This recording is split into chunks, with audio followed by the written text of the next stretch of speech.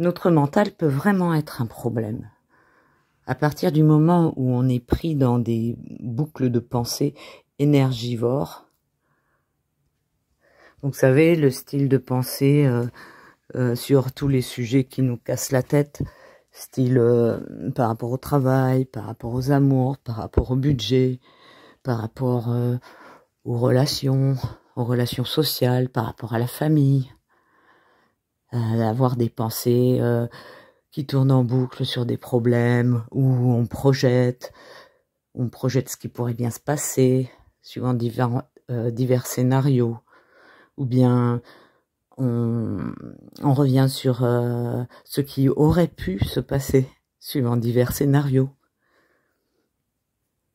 La majorité des gens sont dans des systèmes de pensée comme ça. Leur cerveau va carburer à 100% sur des problématiques complètement superficielles. C'est des pensées qui servent à rien. On n'a jamais vu un problème réglé grâce à ce genre de réflexion. C'est même le contraire d'ailleurs, ça rend complètement flou, ça embrouille toutes les solutions possibles, ça corrompt les raisonnements.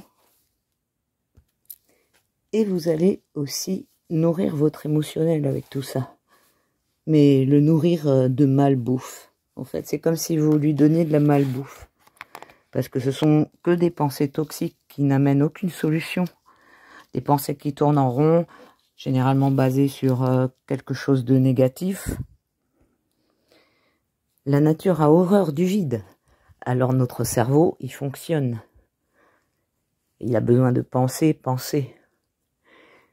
Et donc, le premier truc qu'il a sous la main, que vous allez lui donner, ça va être ces pensées toxiques, en fait, qui vont empoisonner votre émotionnel, votre mental,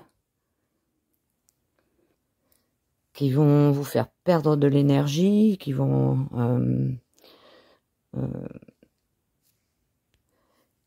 suractiver votre mental, donc complètement vous couper de la connexion intuitive, et donc vous couper des solutions, parce que les solutions, elles viennent par le côté intuitif, beaucoup plus que par la réflexion. Elles peuvent y venir évidemment par la réflexion, mais les meilleures solutions viendront par le côté intuitif, toujours. Et le message de l'intuition, vous ne pouvez le recevoir que si vous lui permettez de rentrer, que s'il a de la place.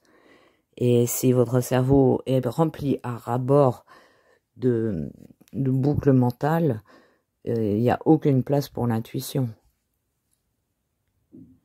Les solutions se manifestent lorsque le mental s'apaise. C'est pour ça qu'on vous conseille de faire de la méditation. Mais comment faire de la méditation quand on a le cerveau qui est rempli de plein de pollution mentale comme ça? C'est très très compliqué. Et tout ça va avoir la conséquence de vous faire perdre confiance en vous. Parce que à partir du moment où il n'y a plus d'intuition, il y a une grosse perte de confiance, évidemment. Alors vous allez chercher des solutions vers l'extérieur. Vous allez vous tourner vers vos proches, leur demander leur avis. Vous allez m'appeler pour que je vous tire les cartes. Vous allez voilà, chercher des solutions à l'extérieur de vous. Et vous vous rendez compte que je vais vous donner des solutions pour que vous n'ayez pas à appeler des cartomanciens et des cartomanciennes. Ces boucles mentales négatives, elles ont une répercussion sur l'état émotionnel, les basses vibrations émotionnelles, qui, elles, sont une nourriture pour les entités du bas astral, les entités négatives. Et donc, plus vous en donnez, plus il y aura du monde au banquet. Et ça va provoquer un affaiblissement énergétique général chez vous. En même temps, cet affaiblissement énergétique, en évoluant, va provoquer un affaiblissement immunitaire, du stress, une dégradation générale. dégradation de la confiance en soi, de la joie de vivre, et puis même peut-être du rapport avec les autres et la vie sociale, parce que quelqu'un qui est dans des boucles mentales, c'est pas toujours quelqu'un d'agréable. C'est quelqu'un qui va qui va avoir un air absent, qui va être dans sa bulle, qui, quand il communique, va avoir des choses à dire centrées sur son ego, sur tout ce qui lui prend la tête. Et ça va être une extraction d'énergie pour vous aussi, enfin pour l'extérieur. Et de l'extérieur, d'ailleurs, les personnes qui sont dans des boucles mentales, on les reconnaît, on les voit. Ça se voit comment ils sont de l'extérieur, de la façon dont ils sont coupés de leur environnement. La plupart du temps, on arrive bien à les repérer dans les transports, par exemple, puisqu'il n'y a rien d'autre à faire que de regarder les gens. Et ceux qui ne sont pas sur leur téléphone, généralement, ils sont perdus dans leurs pensées. Et donc, ça va être des gens, des fois, qui vont parler tout seuls, qui vont marmonner, qui vont avoir des expressions de visage comme s'ils étaient dans une conversation, par exemple. Ils vont lever les yeux au ciel, soulever des sourcils, faire des soupirs, des mouvements de tête, ou des membres, etc. En fait, ils sont vraiment dans leur monde, dans leur bulle, complètement coupés de la réalité. Ils sont un peu comme avec un portable, en fait. Leur mental les capte complètement.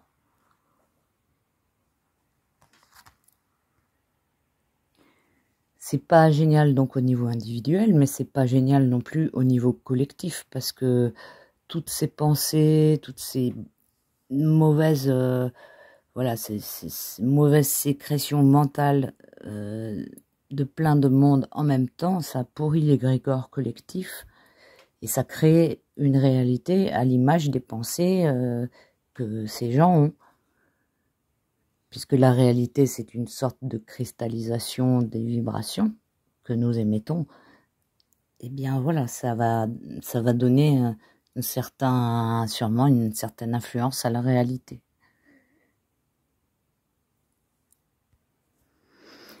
Alors la solution pour sortir de cet état de boucle mentale, ça va être de retourner dans l'instant présent. Moi, personnellement, c'est comme ça que ça s'est passé, en fait. C'est en découvrant ce livre qui s'appelle Le pouvoir de l'instant présent. Je l'avais mis sur ma chaîne en vidéo. Le livre était raconté, enfin un livre audio, quoi. Et ils l'ont viré. C'est dommage. Mais vous pouvez le trouver sur YouTube. C'est de Eckhart Tolle. Et donc, ça vous apprend à vous caler sur l'instant présent, en fait. Donc moi, j'ai découvert ce livre, je sais plus vers quand, vers début des années 2000, je crois, vers 2005 peut-être, quelque chose comme ça. Et en fait, je me suis pas rendu compte de l'effet que ça faisait sur moi, mais un beau jour, je me suis rendu compte que ça ne m'arrivait plus d'avoir des boucles mentales comme ça. C'était fini, quoi. Je sais pas à quel moment ça s'est arrêté, mais je me suis rendu compte que c'était fini. Et alors, qu'est-ce qu'on a dans la tête quand on n'a plus de boucle mentale, puisque de toute façon, il ne peut pas y avoir du vide? Eh bien, on a des réflexions et des pensées de qualité, en fait. Comment dire, des choses qui nourrissent vraiment, qui nourrissent et élèvent l'esprit, l'intellect et le moral. On va avoir des pensées philosophiques, métaphysiques, spirituelles. On va faire des analyses socio-culturelles ou... enfin, moi, personnellement, c'est ce qui occupe mon esprit. Des observations, des observations anthropologiques, des analyses de ce qui est présent, par exemple. Mais si c'est pas des choses par rapport à ce qui est présent, ça va être voilà des réflexions et comme j'ai des pensées arborescentes, ça m'amène très loin en fait. Et en fait, ça aussi, ça peut couper du monde, hein. Mais on reste dans un état positif. Et ce genre de pensée, ça met en joie en fait, parce que y a un résultat. C'est pas des boucles, justement. C'est tout le contraire de boucles. Et c'est très très nourrissant en fait. Et ça permet d'évoluer, quoi, d'avoir. C'est dans ces moments-là en fait que on a des révélations, des compréhensions, des idées et aussi des solutions. Les solutions qu'on n'aurait jamais pu trouver lorsqu'on est dans des boucles mentales dont je vous parlais tout à l'heure. Eh bien, on va les avoir qui vont émerger comme ça, sans y avoir pensé en fait.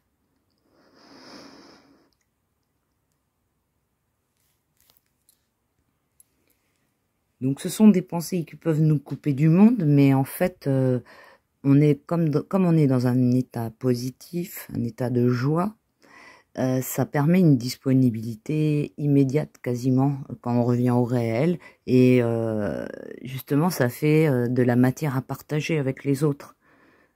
Et c'est hyper enrichissant en fait. Alors que les boucles captent et pompent toute l'énergie, aussi bien celle de celui qui pense que celle de ceux qui sont autour ou celle de ceux qui vont recevoir les pensées ou ce qui va découler, les paroles qui vont découler de ça. Ça va être hyper toxique. Ça va être tout le contraire en fait. Et donc du coup, ça c'est de la bonne nourriture pour le cerveau. C'est de la bonne nourriture qu'on peut partager après. Alors, comment on fait pour se mettre dans l'instant présent pour se débarrasser des boucles? Déjà, avant tout, il faut les reconnaître, les boucles. Parce que quand on n'a pas l'habitude, on ne sait pas forcément. Il faut se mettre sur l'émotion qu'on va avoir. Est-ce que c'est une émotion qui fait du bien ou est-ce que c'est désagréable déjà? Est-ce que le sujet auquel on pense, est-ce que c'est utile d'y penser? C'est-à-dire, est-ce que ça va faire évoluer quelque chose? Est-ce qu'on peut y faire quelque chose? Est-ce que ça va changer quoi que ce soit d'y penser maintenant? Et aussi, vers quoi ça débouche dans la réalité? Par exemple, l'émotion qui est donnée par la boucle, vers quoi elle débouche dans la réalité? Si par exemple c'est de la colère, ça peut déboucher sur de la peur, par exemple. Et aussi, comment elles s'alimentent, les boucles? Est-ce qu'elles s'alimentent par de la parano, par des choses extérieures comme autrui, que ce soit des ragots, des jugements, des critiques? Et tout ça, ça va vous donner des infos, en fait, sur vous et sur la nature de ce que vous avez dans la tête. Est-ce que ça vous fait du bien ou pas? Donc là, à partir de ce moment-là, on devient observateur du mécanisme, de son mécanisme mental, de son mental et des mécanismes de son mental en fait. Et déjà, c'est un détachement de la conscience par rapport au sujet même dans lequel vous étiez dans la boucle. Donc ça fait déjà prendre de la distance. Après, vous allez vous caler sur l'instant présent. Déjà, revenir à la réalité et vous rendre compte de qu'est-ce que vous êtes en train de rater de la réalité qui vous entoure lorsque vous sortez de votre boucle. Après, pour vous raccrocher à l'instant présent, la technique, c'est déjà de se caler sur sa respiration et tout ce qui nous entoure, avec nos 5 sens. Alors déjà, ça donne du boulot, ça. Et de quelle façon notre corps occupe l'espace, le lieu, etc. Donc, tous les ressentis que vous avez par rapport à vous-même, dans le moment présent et le lieu. Et tout ça, déjà, à partir de ce moment-là, vous n'êtes plus du tout dans votre boucle. Et si vous le faites à chaque fois que vous vous rendez compte que vous êtes en boucle mentale et que ça vous gonfle, vous faites cet exercice de l'instant présent, eh bien, au bout d'un moment, ça va devenir un réflexe et vous allez même plus penser à le faire, en fait, ça viendra automatiquement. Et petit à petit, vous aurez plus ces boucles mentales désagréables. Faut commencer par toutes celles qui sont vraiment toxiques et qui vous font du mal, comme la jalousie, voilà, ce genre de préoccupations pour lesquelles vous pouvez absolument rien y faire et qui sont des choses qui vous attaquent, quoi. Et ainsi, vous allez en fait vous débarrasser des entités qui étaient autour et qui se nourrissaient de tout ça. C'est un peu le même processus que celui pour couper l'émotionnel quand il y a par exemple une crise comme une crise de tristesse, de colère, un conflit ou de l'inquiétude. Voilà, des choses comme ça. L'inquiétude, ça rejoint plutôt les boucles mentales, mais la tristesse, la colère, le conflit, tout ça, on peut l'arrêter aussi avec sa conscience. En fait, le truc, d'ailleurs, je crois que j'en avais déjà parlé dans une vidéo, c'est d'empoisonner la vibration avec sa conscience. Et vous allez voir, ça baisse radicalement. Alors le truc, c'est de mesurer sur un degré une échelle, entre 1 et 10 par exemple, vous mesurez le degré d'émotion pendant la crise que vous êtes en train de vivre. Donc vous mesurez le degré d'émotion et puis après, tout simplement, vous dites, j'empoisonne cette émotion-là, je l'empoisonne avec ma conscience, c'est-à-dire le fait d'être conscient que j'ai cette émotion-là. Donc, comme tout à l'heure, en fait, le fait d'être observateur de soi-même depuis un autre plan. Et rien que ça, c'est ça le poison, en fait. C'est juste le fait d'être observateur, ça empoisonne la vibration émotionnelle. Et ça la fait baisser, incroyablement. Et du coup, en fait, les entités s'en vont. Ça les intéresse pas de manger un truc où il y a de la conscience dedans. Donc le processus il s'arrête quasiment enfin moi même ça peut s'arrêter instantanément ou alors ça baisse vraiment énormément beaucoup.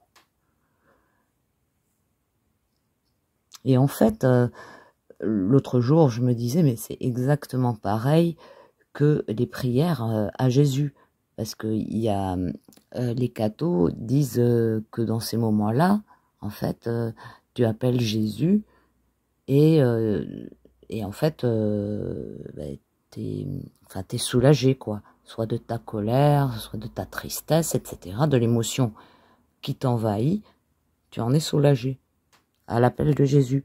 Mais c'est exactement pareil que la prise de conscience et l'empoisonnement avec la conscience. C'est le fait de se mettre sa conscience sur un autre plan, qui n'est plus impliqué dans l'émotion, en fait.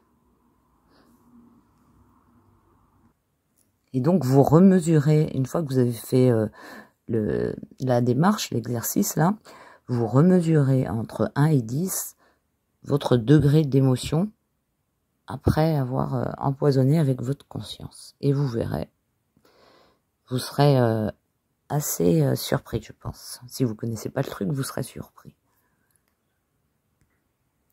Et oui, à propos des boucles mentales, il n'y a pas que des boucles mentales négatives qui peuvent être envahissantes, en fait. Il y a aussi des positives. Quand vous avez vous êtes pris par l'excitation de quelque chose comme un déménagement, un changement de situation, un job, un voyage, n'importe quoi, et que vous avez des pensées en boucle envahissantes sur le sujet en fait. Et en fait, ça c'est des pensées qui n'avancent pas, qui vous repensez tout le temps la même chose, la même situation, le même truc, même si c'est des pensées, l'émotion est positive parce que ça va être, voilà, c'est basé sur comment dire, un truc, une base positive, ça va pas forcément être agréable. À partir du moment où c'est des boucles, de toute façon, c'est pas agréable. C'est sans issue, ça tourne en rond, donc ça peut pas être agréable. Et ça peut être aussi très énergivore d'avoir des boucles comme ça. Moi, je me souviens, par exemple, quand j'étais petite, avant la rentrée de l'école, que j'arrivais pas à dormir, j'étais trop excitée et en même temps inquiète, et en même temps la joie de revoir les potes et tout, et donc je me rejouais dans la tête comment allait se passer la journée, etc., la cantine, nani nana, mais c'était des boucles et ça me fatiguait, ça m'empêchait de dormir toute la nuit. Et donc, quelque chose comme ça, voilà, ça peut être aussi vachement fatigant. Et c'est pareil, on se remet sur la réalité, sur le moment présent, à partir du moment où ce sont des pensées qui sont fatigantes, qui n'amènent rien, qui ne nourrissent pas et qui ne font pas avancer, c'est pas la peine de donner d'énergie à ça, quoi. Et donc, instant présent, respiration, les 5 sens, l'environnement, etc. Et hop. Le mental doit être au service de l'intuition et non le contraire.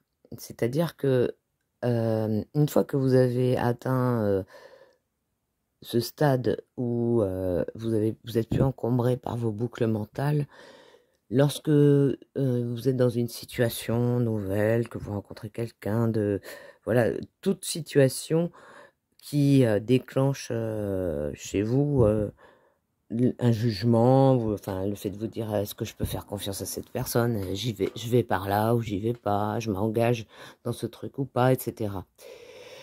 Donc soit vous allez avoir votre mental qui va engager un débat. Oui, non, mais si, mais ça, mais il y a tel truc, ah, mais il y a tel truc, si, ça, nani, nana. Et là, on peut, comment dire, partir justement dans des boucles qui vont pas faire avancer, qui vont pas apporter de discernement. Ou bien, donc, dans ce cas-là, on va essayer avec l'intuition, de se dépatouiller de toutes les éléments qui vont être donnés par la réflexion mentale.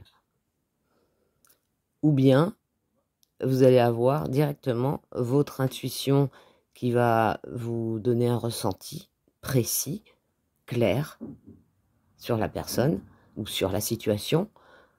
Et après, vous mettez votre mental au service de cette intuition pour l'analyser. Et en fait, là, c'est pas le bordel comme lorsque c'est l'inverse. Là, c'est clair. Et là, vous mettez votre mental au service de votre intuition. Et vous avez votre intuition directement puisque vous avez préparé le terrain de façon à ce qu'elle puisse accéder à vous, en fait. Puisque vous avez débroussaillé toutes les boucles mentales, l'intuition accède à vous direct. Et après, ça devient un automatisme. Vous faites même plus attention. C'est une façon de fonctionner. Et je peux vous dire que plus vous utilisez votre intuition, plus vous lui donnez du crédit, plus elle se manifestera et plus elle sera juste et précise. Et je pense que prendre l'habitude de fonctionner comme ça peut permettre de passer outre tous les dispositifs qui sont mis en place pour justement nous embrouiller. Vous avez vu que dans les effets secondaires des trucs, il y a le brouillard mental. Le brouillard mental aussi, il est provoqué par les rayonnements. Les rayonnements 5G, tous les rayonnements Wi-Fi, enfin toutes les ondes. Il y a les gens qui sont électrosensibles vont être atteints directement à ce niveau-là. Et je pense que s'entraîner justement à recevoir ces intuitions directement, ça permet de court-circuiter tout ce qui s'attaque au mental, je pense. Enfin, ça me vient là en réfléchissant à tout ça. Je pense que ça doit être une façon de parer le truc, parce qu'ils ne peuvent pas, attaquer ce niveau-là, parce que comme on sait, ça a été démontré par des chercheurs en intelligence artificielle et enfin par plein d'autres trucs, par plein d'autres sources, plein d'autres disciplines, ça a été démontré que la conscience, elle est en dehors du cerveau. Donc, la conscience, c'est de là qu'on reçoit les intuitions, etc. Donc, en fait, il n'y a pas le traitement de l'information, c'est ça qui est dans notre cerveau, il va être attaqué par tous ces dispositifs de brouillage mental, mais ce qu'on reçoit de notre conscience, ça prend pas le même circuit, quoi. Ça, voilà, et du coup, ils peuvent pas s'attaquer à ça puisque c'est délocalisé. De plus, l'intuitif, il n'est pas forcément ressenti, enfin réceptionné par notre cerveau, puisque, enfin si, il est réceptionné par notre cerveau, mais on a des antennes partout. En fait, on reçoit des informations vibratoires qui sont perçues par nos corps éthériques. Autant quand on rencontre une personne, si on n'utilise que le mental, on va avoir des informations de jugement, d'a priori, d'observation, de déduction, etc. On va se dire, tiens, par rapport à comment se tient la personne, son apparence, comment elle est habillée, sa façon de parler, le vocabulaire qu'elle utilise. Tout ça, ça va nous donner plein d'informations qui vont nous permettre de façonner, nous donner une opinion sur cette personne. Et ça va être le mental, il va nous donner ça. Mais l'intuitif, on va ressentir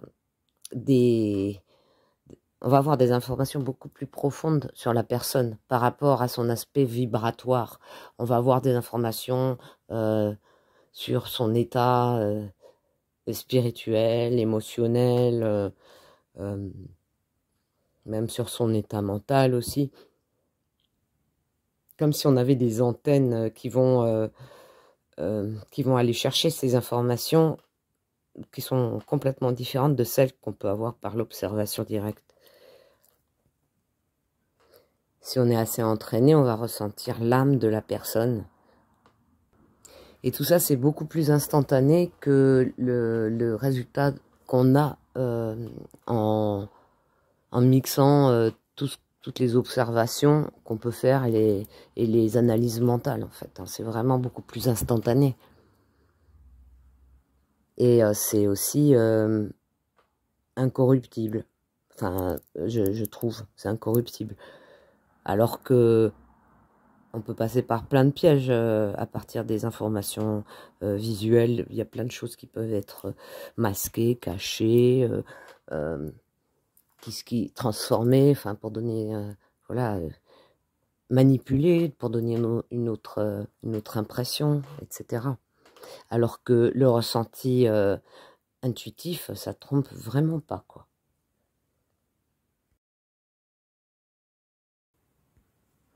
Voilà, dites-moi ce que vous en pensez, si vous avez déjà expérimenté ça, Si vous avez vos recettes personnelles, peut-être différentes, qui peuvent être intéressantes à partager. Et si vous êtes concerné par tout ça, ben, n'hésitez pas à me donner des nouvelles et me dire comment ça s'est passé pour vous d'expérimenter ce processus et si ça, vers quoi ça vous a amené, et etc. Et voilà, si vous avez des expériences à partager, allez-y, c'est toujours intéressant. Prenez soin de vous et à bientôt. Ciao.